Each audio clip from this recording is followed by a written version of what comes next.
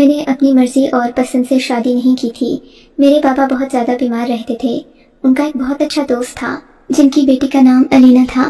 ہمارے گھر میں کوئی عورت نہیں تھی کیونکہ میری ماں بھی حیات نہیں تھی، اس لیے کبھی کبھی وہ ہمارے گھر میں آ جاتی اور کھانا پکا دیا کرتی، کپڑے دھو دیتی۔ اس طرح اسے اپنے گھر میں دیکھنے کی مجھے عادت ہو گئی تھی۔ میرے پاپا کہتے کہ میں اسی کو اپنی بہو بناؤں گا۔ پھر میرے پاپا اس دنیا سے چلے گئے اور پھر آخری خواہش یہی کی کہ میں اس سے شادی کر لوں۔ لڑکی بہت ہی زیادہ خوبصورت اور حسین تھی۔ مجھے بھی بھلا کیا مسئلہ ہو سکتا تھا، دیکھی بھالی تھی اور ان لوگوں نے مصیبت کے وقت میں ہمارا ساتھ دیا تھا۔ میں نے شادی کر لی اور شادی سے پہلے کچھ دن ایسے تھے جیسے ہماری صرف منگنی ہو چکی تھی اور میں اس سے بات کرنا چاہتا تھا اور اس کے پاس موبائل فون نہیں تھا کیونکہ اس کے گھر میں اتنے پیسے نہیں تھے کہ موبائل فون خرید سکیں۔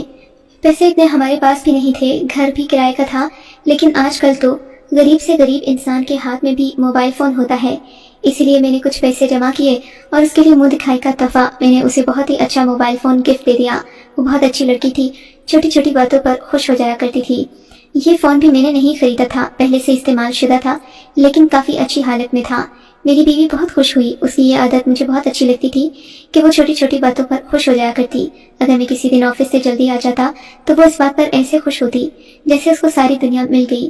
ہماری بہت اچھی جا رہی تھی، ایسی کوئی بات نہیں تھی جس کا ہمیں ایک دوسرے سے کوئی شکایت ہوتی ہے۔ لیکن جب گرمیوں کا موسم آیا تو لائٹ بہت زیادہ جانا شروع ہو گئی تھا۔ باہر اتنی گرمی نہیں تھی جتنی ہمارے گھر کے اندر تھی کیونکہ یہ گھر بہت ہی تھوڑے پیسوں میں بنایا گیا تھا۔ اس کی چھت کے اوپر مٹی بھی نہیں ڈالی گئی تھی، اس لیے گرمی میں کمرے اتنے گرم ہو جاتے تھے کہ لگتا تھا تندور کے اندر بیٹھتے ہیں۔ میری بیوی بہت زیادہ گوری تھی، اس کی جلد نازک تھی، اس گھر میں اسے کچھ زیادہ ہی گرمی لگتی۔ آج کل لائٹ کا بہت مسئلہ تھا کیونکہ اگر سولر بیٹری اور یو پی ایس لیتے تو کل ملا کر 40 سے 50 ہزار کا خرچہ آ جانا تھا۔ فی الحال ہمارے پاس اتنے پیسے نہیں تھے۔ گرمی تو مجھے بھی لگتی لیکن میری بیوی کو کچھ زیادہ ہی گرمی لگتی۔ میں اس کو جب بھی دیکھتا وہ موبائل فون میں ہی مصروف ہوتی۔ میں نے کہا کہ تمہیں موبائل فون تو میں نے لے کر دیا تھا، تو مجھے ہی بھول گئی ہو۔ کہنے لگی پہلی دفعہ فون ملا ہے، اس میں اتنی ساری گیمز ہیں، چیزیں ہیں، کیا میں ان کو دیکھوں بھی نہیں؟ لیکن اس کو دیکھ کر لگتا نہیں تھا کہ اس کو پہلی دفعہ فون ملا ہے۔ اس نے مجھ سے کسی بھی چیز کے بارے میں نہیں پوچھا، خود ہی اپنا واٹس ایپ بھی بنا لیا، سماجی رابطے کی ویب سائٹ کے بھی کافی سارے اکاؤنٹ بنا لیے۔ مجھے تو تب ہی پتا چلا جب مجھے اس کی ریکویسٹ آتی تھی۔ ایک دن گرمی اتنی زیادہ تھی کہ میری بیوی نہانے چلی گئی اور کہنے لگی کہ اتنی گرمی ہے، پانی کے نیچے کھڑے ہو کر مجھے سکون ملتا ہے۔ مگر میری بیوی باتھ روم میں بہت زیادہ ٹائم لگاتی تھی، کبھی 1 گھنٹہ تو کبھی 2 گھنٹے تک نہاتی رہتی۔ میں اتنی دیر میں بہت بور ہو جاتا تو اپنے موبائل پر بیٹھا گیم کھیل لیتا۔ ابھی تو گرمی کے 4 مہینے باقی تھے، پتہ نہیں کیا ہونے والا تھا۔ اس طرح اپنے موبائل فون پر بیٹھا میں گیم کھیل رہا تھا۔ بیوی کو باتھ روم میں گئے ہوئے 3 گھنٹہ شروع ہو گیا تھا۔ 2 دفعے اسے آواز بھی دی کہ بس کرو، پھر گرمی تو پورا دن رہے گی تو کیا تم پورا دن باتھ روم میں بیٹھی رہو گی؟ اس کا کہنا تھا باتھ روم سے باہر آؤں گی تو پھر سے گرمی لگے گی، تھوڑی دیر مجھے بیٹھنے دے، میں ساتھ ساتھ گھر کے کپڑے بھی دھو لوں گی، کام بھی ہو جائے گا۔ لیکن پھر بھی اتنی دیر باتھ روم میں کون گزارتا ہے؟ کوئی کام کرنا ہو تو تب بھی اتنی دیر باتھ روم میں بیٹھنا کوئی اچھی بات تو نہیں تھی۔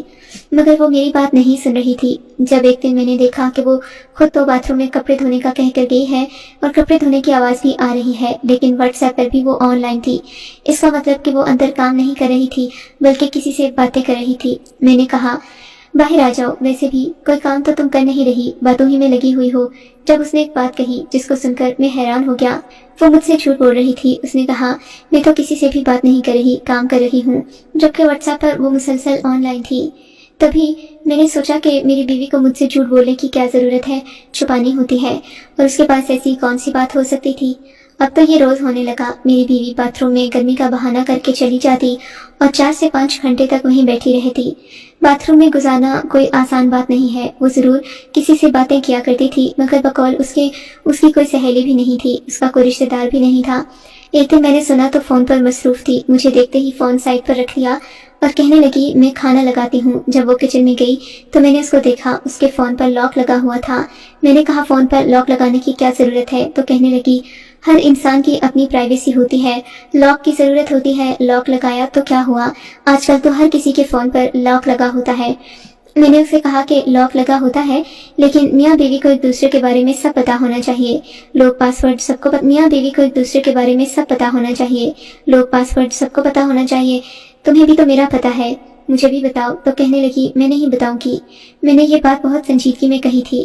میں نے فون پکڑ لیا تو کہا پیش آتا ہے کہ میں نے واردات کیسے کی تھی۔ میں نے کہا کیا ہو گیا، پاسورڈ بتاؤ، مجھے ضروری کال کرنی ہے۔ میں نے کسی کو بھی کال نہیں کرنی تھی، مجھے صرف اس کے فون کا پاسورڈ جاننا تھا۔ اس نے مجھے پاسورڈ بتا دیا، میں نے کسی کو کال بھی کر لی، یوں ہی بات کی۔ لیکن اگلے دن جب میں نے وہ پاسورڈ پھر سے ڈالا تو اس نے بدلا ہوا تھا، یعنی اس نے جو پاسورڈ مجھے دیا تھا وہ اس نے ہٹا دیا تھا۔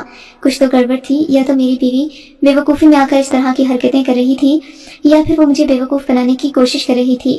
لیکن پھر ایسا ہوا کہ ایک دن وہ کچن میں کام کر رہی تھی، اس کے فون پر کسی نمبر سے کال آنے لگی۔ اس نے اس نمبر کو سیو نہیں کیا ہوا تھا، اسی نمبر سے کال آ رہی تھی۔ میں نے جلدی سے اپنے فون سے تصویر بنا لی، پھر مجھے محسوس ہوا کہ میری بیوی اس طرف آ رہی ہے تو میں اپنے کام میں مصروف ہو گیا۔ میں نے کہا تمہارا فون بج رہا ہے۔ اس نے کہا، پھر میری طرف دیکھا اور بولی یہ رانگ نمبر ہے۔ وہ طرف دیکھا اور بولی یہ رانگ نمبر ہے۔ وہ فون کاٹ کر وہاں سے چلی گئی۔ میں اپنی بیوی پر شک نہیں کرنا چاہتا تھا، لیکن اس نے خود ہی عجیب و غریب حرکتیں کر کے اپنے اوپر شک کروا لیا تھا۔ پہلے مجھے پاسورڈ نہیں بتاتی تھی، پھر جب مجھے بتایا تو پاسورڈ بدل دیا۔ 5 گھنٹے باتھ روم میں نہ جانے کس سے بات کرتی رہی تھی۔ مجھے کہتی کہ ساتھ نہا لوں گی اور کپڑے بھی دھو لوں گی، لیکن جتنی دیر باتھ روم میں رہتی اتنی ہی دیر وہ آن لائن بھی ہوتی۔ وہ کس سے باتیں کر رہی تھی مجھے کچھ نہیں پتا تھا۔ ہم نے اس کے بارے میں زیادہ پوچھ گچھ نہیں کروائی تھی، بس میرے بابا ان کو 2 سال سے جانتے تھے۔ اس کے بابا میرے بابا کے دوست تھے، لیکن میرے ہاتھ میں نمبر آ چکا تھا۔ مجھے یقین تھا کہ یہ رانگ نمبر نہیں تھا، کیونکہ جب میری بیوی نے اس نمبر کو دیکھا تو اس کے چہرے پر عجیب سے تاثرات آئے تھے، اور اگر رانگ نمبر بھی تھا تو مجھے پتا چل ہی جانا تھا۔ میں نے اس نمبر پر اپنے دوسرے نمبر سے کال ملائی، لیکن کوئی بھی کال نہیں اٹھا رہا تھا۔ میں صبح سے لے کر شام تک بار بار کال ملاتا رہا، لیکن کال نہیں اٹھائی گئی۔ میں جس نمبر سے اس نمبر پر کال کر رہا تھا وہ نمبر میری بیوی کو بھی پتہ نہیں تھا، کیونکہ میرے فون میں 3 سے 4 سم کارڈ آتے تھے۔ پھر ایک دن میں نے کال ریسیو کی، لیکن کوئی جواب نہیں دے رہا تھا، صرف سانسوں کی آواز آ رہی تھی، جیسے کوئی یہ چاہ رہا ہو کہ پہلے میں بولوں۔ میں بھی نہ بولا، اس نے بھی کوئی بات نہیں کی، لیکن اس کا مطلب کہ نمبر آن تھا۔ مجھے یہ جاننا تھا کہ یہ نمبر کس کا ہے۔ میرا ایک دوست پولیس ڈپارٹمنٹ کے جاسوسی ونگ میں کام کرتا تھا۔ میں نے اس سے کہا یار اس نمبر کی لوکیشن نکلوانی ہے، مدد کرو۔ اس نے کہا کیا بات ہے، خیریت، کوئی مسئلہ؟ میں نے کہا بس کوئی خاص مسئلہ نہیں ہے، لیکن مجھے اس نمبر کی لوکیشن چاہیے کہ یہ نمبر کس کا ہے۔ اس نے مجھ سے نمبر لے لیا، مجھے کہا کہ 3 سے 4 دن کے بعد میں تمہیں اس کی لوکیشن بھیج دوں گا، اتنا ٹائم تو لگ جائے گا۔ میں نے کہا کوئی مسئلہ نہیں۔ اس بیوی سے باتوں باتوں میں پوچھا کہ وہ میرے ساتھ خوش تو ہے نا، مجھے پسند تو کرتی ہے؟ اس نے کہا ہاں، وہ مجھے بہت زیادہ پسند کرتی ہے، اور پسند بھی کیوں نہ کروں، آپ بہت اچھے ہیں، میرا خیال رکھتے ہیں، آپ نے مجھے گھر میں تحفظ دیا ہے، میں تو آپ سے بہت زیادہ پیار کرتی ہوں۔ اس کی باتوں سے مجھے ایسا نہیں لگ رہا تھا کہ وہ مجھے دھوکہ دے سکتی تھی، لیکن پھر یہ سب کیا تھا؟ شک انسان کو جینے نہیں دیتا، شک دور کرنا تھا۔ اگر میں غلط نکلتا تو میں اپنے آپ کو ہی ساری زندگی کوستا، اگر میری بیوی غلط نکلتی تو پھر میں کیا کرتا؟ اس لیے مجھے اس شک کی دیوار کے بیچ میں نہیں کھڑے ہونا تھا۔ ایسی جگہ پر کون لوگ رہتے ہیں یہ تو سب اچھی طرح جانتے ہیں، مجھے میری بیوی سے یہ امید نہیں تھی کہ وہ وہاں پر کسی کو جانتی تھی۔ ایسے لوگوں سے آپ کی دوستی نہیں ہوتی، آپ یہ نہیں کہتے کہ وہ میرے ساتھ کالج میں پڑھتی تھی یا میری دوست ہے یا میں اس کو جانتی ہوں، نہ ہی ایسے لوگ کسی سے دوستی رکھتے ہیں، ان کی دوستی صرف پیسے سے ہوتی ہے۔ پھر میری بیوی کس سے بات کر رہی تھی، میرا تو دماغ گھوم گیا۔ میں فوراً اس طرف چل پڑا، جانے سے پہلے بیوی کو کہا کہ میں گھر سے باہر جا رہا ہوں۔ اس نے کہا اسے کوئی پرواہ نہیں تھی، وہ پتہ نہیں کن کاموں میں مصروف تھی۔ میں سوچ بھی نہیں سکتا تھا کہ وہ مجھ سے اتنا بڑا جھوٹ بولے گی۔ جب میں اس سے پوچھتا کہ کیا تم کسی سے بات کر رہی ہو تو وہ یہی کہتی کہ نہیں، میں تو کسی سے بات نہیں کر رہی، میں تو اپنا کام کر رہی ہوں، مجھے تو گرمی لگ رہی ہے، میں نہا رہی ہوں، یا پھر یہ جھوٹ بولتی کہ میں کپڑے دھو رہی ہوں۔ اب اس سب کا کیا مطلب تھا؟ کوئی نہ کوئی گڑبڑ ضرور تھی۔ میری بیوی نے کہا یہ رانگ نمبر ہے، لیکن بنا سنے ہی اس نے کیسے کہہ دیا کہ یہ رانگ نمبر ہے؟ ظاہر ہے وہ مجھ سے جھوٹ بول رہی تھی۔ بازار حسن سے کتنے لوگوں کو رانگ نمبر آتے ہوں گے۔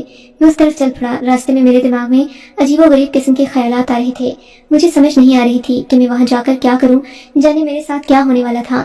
کیا میں کسی ایسی صورتحال میں پڑنے والا تھا کہ مجھے کوئی سنجیدہ فیصلہ کرنا پڑتا؟ جب میں وہاں پہنچ گیا تو شام کا وقت تھا، اس لیے وہاں زیادہ رش نہیں تھا، لیکن لوگ اپنے کام کی طرح تھے۔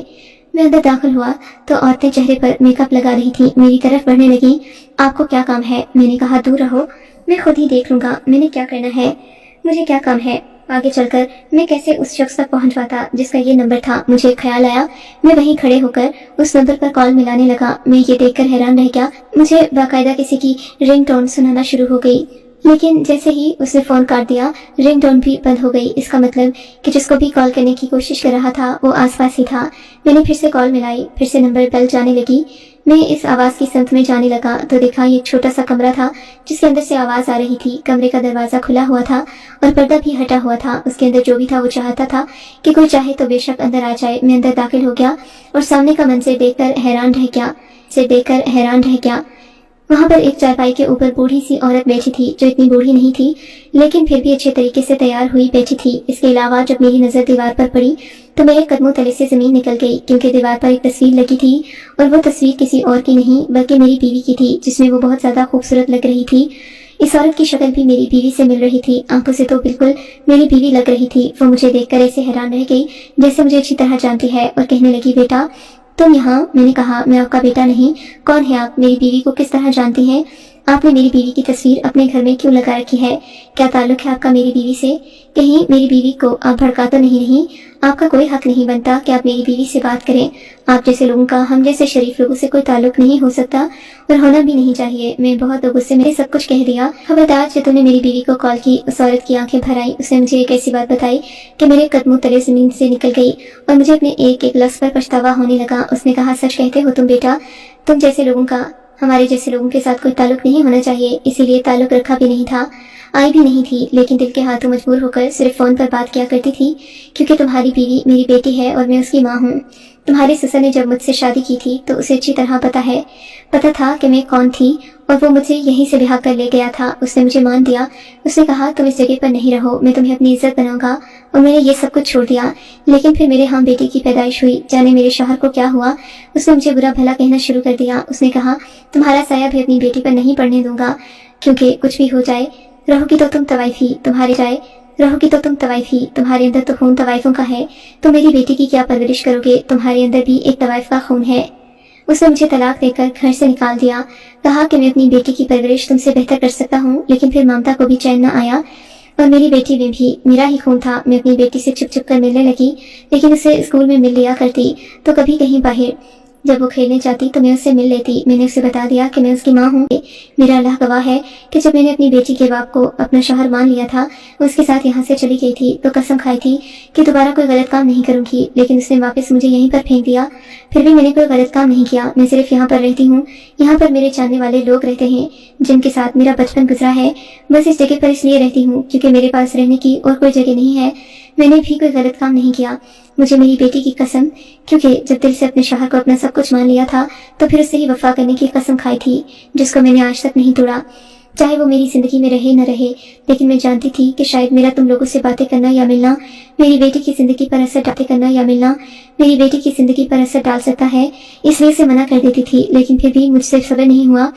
मैं भी तो एक माँ हूँ, और एक बेटी की कॉल आती तो कैसे उसको रिजेक्ट करती। वो बुरी तरह रोने लगी। मुझे एक एक लफ्ज पर शर्मिंदगी होने लगी। मैंने उनको कहा, आप मेरे साथ चलें, आप मेरी बीवी की माँ हैं, आपने अपनी औलाद की कसम खाई है, मैं आप पर यकीन करता हूँ।